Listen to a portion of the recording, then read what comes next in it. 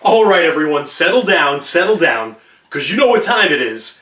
It's time for Mr. McLaughlin's Distance Learning. We're continuing to talk about the Northern European Renaissance today, but not so much about religion. We're going to be talking about science, the scientific revolution. We talked previously about how the printing press and movable type helped to spread ideas about religion. Well, it also helped to spread ideas about science. People started thinking of new ways of conceptualizing the universe, and now it was getting out into other people's hands. There are three things we're going to talk about today. The first one is how astronomers changed the way people viewed the universe. We're going to talk about the new scientific method, and what are some new advancements that scientists made during this time. Let's talk about astronomy first. Now, going into the Renaissance period, a lot of astronomers and scientists accepted the work of Ptolemy, not Ptolemy, Ptolemy, who lived in Greece around 1000 AD.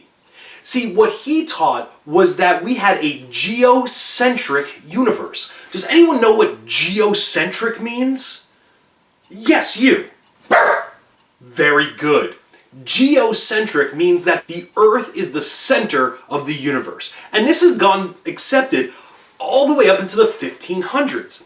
And in 1543, we finally see someone who combats that idea. And that is a guy named Nicholas Copernicus. Copernicus started teaching about the heliocentric theory, that the sun was the center of the universe, not the Earth, and that all planets revolve around the sun. Now, this is proved by a lot of different people. Tycho Brahe was one of the scientists who helped observe and prove Copernicus's theory. Another guy who helped out was Johann Kepler. Now, what Johann Kepler added to this was that the planets don't move in a complete circle, but they move in an ellipse, so like a big oval. And then the last astronomer we're going to talk about is Galileo Galilei, a guy whose parents couldn't come up with a clever enough name, so they just changed their last name and put it in front. Galileo Galilei. That's like Philip Phillips or John Johnson. I don't know. Galileo, he is misunderstood as inventing the telescope. Now, Galileo did not invent the telescope. The telescope was invented hundreds of years before him. But what he did do was create an improved telescope, allowing him to see further into space. He was able to observe the moons of Jupiter with his new telescope. Now, the reason why Galileo is so important is because of the rivalry he had with the church. It always goes back to religion with these people. I can't win. So, the church talks to Galileo and they say, hey, listen, you're doing a lot of talking right now. You're contradicting pretty much everything that we teach. We need you to stop. And Galileo was like, oh, not to me. I just approve everything that I see. And the church is like, yeah, you gotta stop doing that. And Galileo thought back and he said, oh my goodness, I remember a guy who the church tried to shut down too, who they tried to get to recant his teachings. Martin Luther. That's right, it's all circling around. Now, Martin Luther was an awesome dude, right? He stuck to his laurels. He didn't give up. And Galileo took that idea, and in 1633, when the church said, hey, Galileo, are you going to recant all the things that you taught us about science? He said, yes. Yeah, I take it all back. Martin Luther wasn't a big inspiration to Galileo, apparently. So Galileo took back everything he said. But here's the thing, right? He wrote down journals, he printed things in pamphlets, and he spread the word about his findings.